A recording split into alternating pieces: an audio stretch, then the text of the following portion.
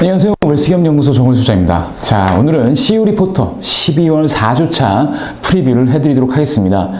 자, 오늘 12월 4주차 내용은요, 이제 부동산에 관련한 내용입니다. 특히 부동산 중에서 어떤 부동산이냐면, 이제 개별 기준 시가가 정해지지 않은 거. 개별 기준 시가가 정해지지 않은 거는 뭐 주택이나 오피스텔이나 뭐 이런 건물을 제외한, 상업용 건물을 제외한 이제 일반 건물을 말하는 거죠. 그러니까 약간 뭐라고 그럴까요? 그러니까 우리가 동네에 다니면서 좀 볼 수 있는 그렇게 규모가 크지 않은 빌딩이라고 합니다. 자, 이 빌딩의 특징은요, 일단 그게 없어요. 기준 시가가 없기 때문에 이거에 대해서 이제 평가를 하려면 뭐 예를 들어서 뭐 시가가 없지 않습니까? 시가가 없다고 한다면 이걸 평가를 할 때 보통 어떻게 하냐면 얘를 그 토지 기준 시가를 먼저 구하고요. 그 다음에 건물의 이제 건축 방법이나 뭐 이 연수에 따라서 얘를 이제 보충적 방법으로 평가를 하는데 지금까지는 이게 이런 빌딩을 꼬마 빌딩이라고 합니다. 이 꼬마 빌딩이 어떻게 보면 증여할 때 되게 절세할 수 있는 포인트예요. 왜냐면은 얘가 정확하게 가격 평가가 좀 안 되고 이러다 보니까 아무래도 시가의 한 50% 정도 수준밖에 거래할 수 있는 가격에 그밖에 안 됐다는 거죠. 그런데 이런 것들을 증여를 해서 증여세를 절세할 수 있는 방법을 좀 차단하고자 한 것 같습니다. 올 초에 상증법 시행령이 개정이 돼가지고요. 이 평가를 감정평가에 의뢰할 수 있도록 법제를 해놨고, 근데 문제는 그거잖아요. 감정평가를 하게 되면 돈이 들죠. 그쵸? 근데 이 돈을 이제 내년 예산에 반영을 했습니다. 그렇다는 얘기는 이제 앞으로 꼬마 빌딩이나 이런 것들, 그래서 좀 상대적으로 저평가돼서 좀 유리했던 것들을 전부 시가에 근접해서 평가를 하겠다, 간평을 시키겠다, 이런 의지죠. 이렇게 되게 될 경우 내년부터는 뭐가 부담이 될 거냐면 증여세라든가 상속세가 훨씬 더 가중될 수 있다는 이제 얘기입니다. 그래서 지금 현재 공시지가 50억으로 계산을 한 증여세와 감정평가 100억을 했을 때, 감정평가 나왔을 때 이 차익은 약 24억 정도 나온다. 그래서 이제 꼬마 빌딩을 갖고 계시고 특히 2000년 초반에 취득하신 분들이 되게 많거든요. 이분들이 지금까지 갖고 계신다면 야, 이거 세금 만만치 않을 것이다 라는 얘기입니다. 그러면 이제 이게 예산 반영이 내년부터거든요. 그러면 이제 지금 증여하면 괜찮을까? 좀 그거는 좀 생각해 보셔야 됩니다. 감정평가 규정은 이미 개정이 됐고요. 상증법 시행령에. 그리고 내년은 예산 확보가 된 겁니다. 그리고 얘가 간평에 이제 관할 세무서장이 감정평가를 의뢰할 수 있는 기간이 증여세 신고 기간부터 6개월 이내예요.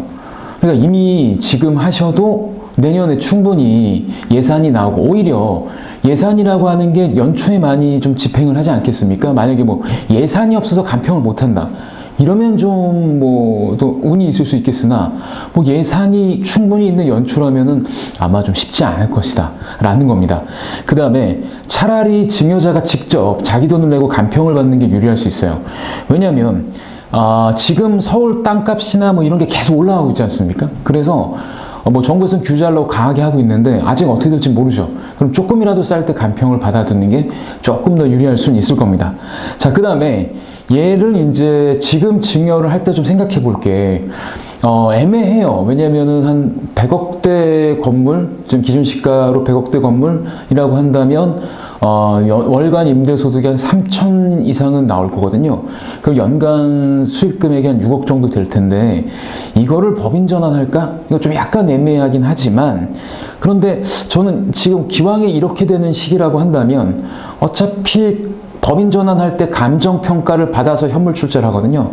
차라리 그게 더 나을 수도 있겠다. 그래서 감정평가에서 현물 출자해서 그 다음에 지분의 형태로, 주식의 지분의 형태로 자녀에게 주게 되면 뭐 취득세 정도는 훨씬 더 절세할 수 있지 않을까 싶습니다. 그리고 주식을 주게 되면은 또 나눠서 줄 수도 있고 배당 형태로 줄 수 있기 때문에 굳이 우리 자녀가 뭐 굳이 아버지랑 뭐 만약에 지금 그냥 수익성 부동산을 전체를 주는 게 좀 어려우면 부분 증여를 할 수밖에 없는데, 부분 증여를 하게 되면 얘가 이제 공동사업자가 돼요.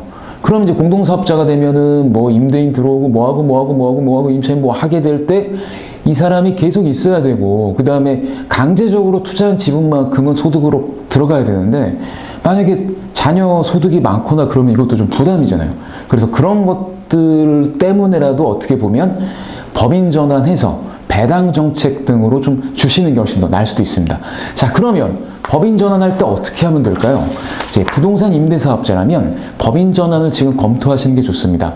법인 전환을 하시게 되면요, 특히 현물 출자에 의한 법인 전환의 경우 양도세 부담이 없습니다.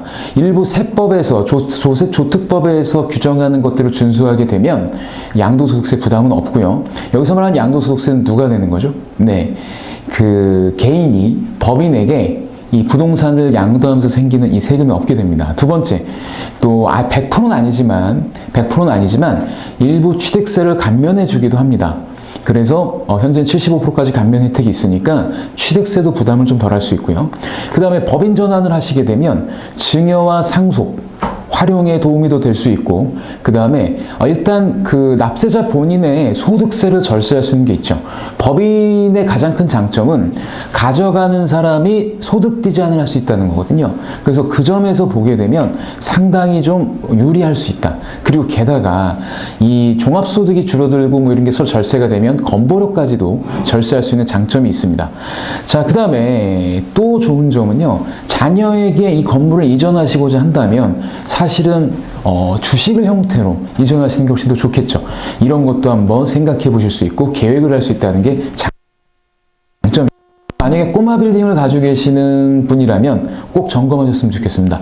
꼬마 빌딩을 가지고 계시는데 개인 사업자 형태로 가지고 계신 분들은요, 일단 이 꼬마 건물을 어떻게 자녀에게 증여할 것인가, 이거 한번 계획을 세워줬으면 좋겠고, 그 다음에 이때 어떤 세금 방법을 선택하는 게 좋을까, 어떤 방법을 선택해서 세금 부담을 줄이면서 주는 게 좋을까, 그 다음에 법인 전환을 한번 생각해 보시는 것도 좋겠습니다. 그래서 법인 전환 하셔서, 이게 사실 법인 전환할 때 가장 중요한 건 자본금은 그 건물 좀 평가금액이거든요.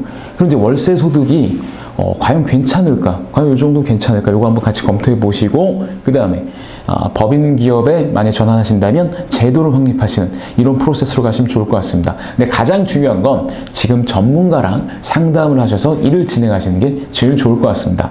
자, 12월 4주차 CEO 리포트 프리뷰 오늘은 여기까지입니다. 안녕!